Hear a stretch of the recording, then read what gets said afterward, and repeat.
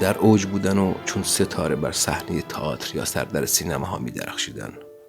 نگاه کن، ما این اولم همیشه همین رختی بودم و من میگن رضا موتوری. دیدنشون آرزوی هزاران پیر و جوان بود.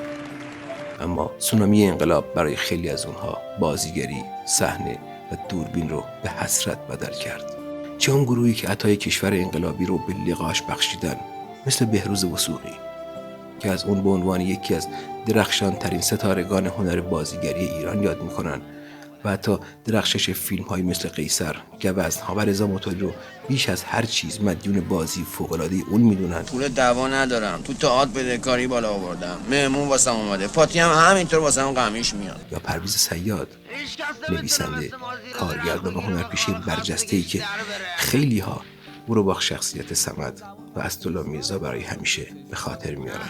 ما هم تو عالم قوم و خویشی حاضر به همه جور فداکاری هست. هنرمندایی که هرچند در سالهای بعد دور از خاک وطن سخت‌تر از پیش تلاش کردن، اما هیچ وقت نتونستن در حد و اندازه سالهای قبل بدرخشن، چون همگی شبیه ماهی شده بودن که از تنگ بلورش بیرون افتاده و تلاش‌هاش ثمر چندانی نداره. من دستمو گرفتم به این 30 سال پیش و منتظر شدم که ماشین بیاد اینجا وایسه که وکیوم بشه.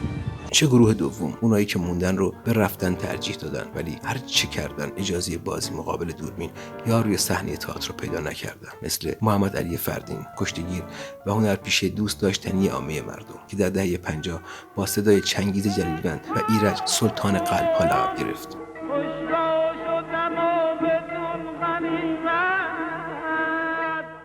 اما بعد از انقلاب چون در دید حاکمان تازه نماد سینمای دوران پهلوی به حساب می اومد، جز یک بار هیچ وقت امکان ظاهر شدن بر پرده نقره رو پیدا نکرد و عمد وقتش در فرش فروشیش سپری شد.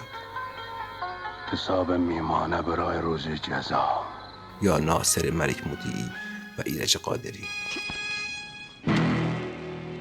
اما در این بین بودن بازیگرانی که برای زنده موندن تمام هست و نیستشون رو از دست دادن. بازیگرانی که اغلب زن بودن و از همون ابتدا با احضار به دادگاه‌های انقلابی که اختیاراتی بی حد و مرز داشتن، اول تقریبا همگی از ادامه فعالیت منع شدن و بعد تهدیدشون کردن که اگر مایل به زندگی در ایران هستن باید از حاضر شدن در محافل عمومی جداً اجتناب کنن.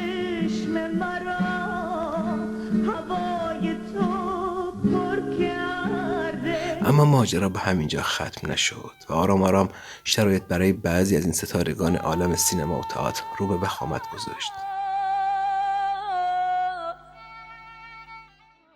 برای نمونه فروزان که به همراه تعداد دیگه‌ای از هنرپیشه‌های زن پیش از انقلاب احضار شد و تهدید شد که اگر هم مورد رفعت اسلامی قرار بگیره و اعدام نشه باید بقیه عمرش رو پشت میله‌های زندان سپری کنه و تنها راه نجاتش اینه که نه فقط تمام اموالش رو به حکومت ببخشه، بلکه دیگه هیچ وقت و در هیچ فعالیت هنری و اجتماعی شرکت بخونم.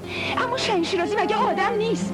روشنک صدر یکی دیگه از این زنان بازیگر بود که بر اثر شدت فشارهای اون روزها دچار سکته مغزی شد و در سن 28 سالگی درگذشت. رفتن لباسشون عوض کنن. فرشته جنابی هم بعد از پیروزی انقلاب به دادگاه ویژه رسیدگی به امور هنرمندان فراخوانده شد و برای بازی در فیلم‌هایی مثل برهنه تا ظهر، با سرعت و قیامت عشق محکوم به اعدام شد، حکمی که باعث شد این بازیگر سینما مدت‌ها مخفیانه زندگی کنه. بابا مثلا حالش خوب نیست. دارم پیش منم میتونستم باش برم. کاش میذاش باهاش بریم. منم راحت. یا ایرن، بازیگر توانای تئاتر و سینما، اسمش در لیست سیاه انقلابیون قرار گرفت و هرچند در سالهای ابتدایی انقلاب چند نقش کوتاه و حاشیه‌ای در فیلم‌های خط قرمز، جایزه و سریال هزار دستان بازی کرد، اما همه این بخش‌ها در زمان نمایش از این آثار حذف شدند. و شاید یکی از دردناک‌ترین این سرنوشت‌ها مربوط به عباس نعلبندیان باشه، نوجوان روزنامه فروشی که با تلاش و نگاه متفاوتش به نویسنده و مترجم پیشرو بدل شد که آثارش رو در جشن هنر شیراز ستودند و از اون به عنوان نابغه جوان یاد کردن. نلبندیان علاوه بر اینها تلاش کرد تا در کارگاه نمایش نسلی نو با نگاهی تازه برای تئاتر و سینما ایران تربیت کنه. اما با روی کار آمدن انقلاب نه تنها او را به جرم همین متفاوت بودن بارها و بارها احضار و سر آخر زندانی کردند که بعد از اثر همین فشارها چنان مایوسش کردند که در سن 42 سالگی به زندگی خودش پایان داد و پیش از خودکشی این چند کلام رو برای دوستدارانش به یادگار گذاشت.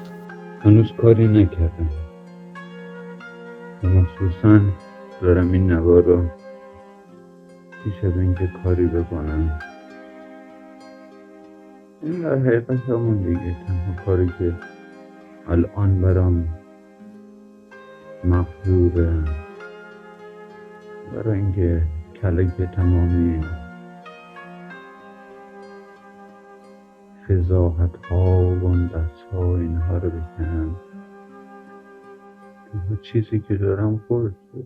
این تنها تصویر کوتاهی از سرنوشت انسانهایی بود که روزگاری نه چندان دور بر پرده نقره‌ای سینما و صحنه تئاتر چون ستاره‌های پرفروغ می‌درخشیدند و با هیاهوی انقلاب تمام حال و آیندهشون به یک بار نابود شد. ستاره‌هایی که شاید بیراه نباشه اگه بگیم همگی و به یک باره به معنای واقعی زنده به گور شدند.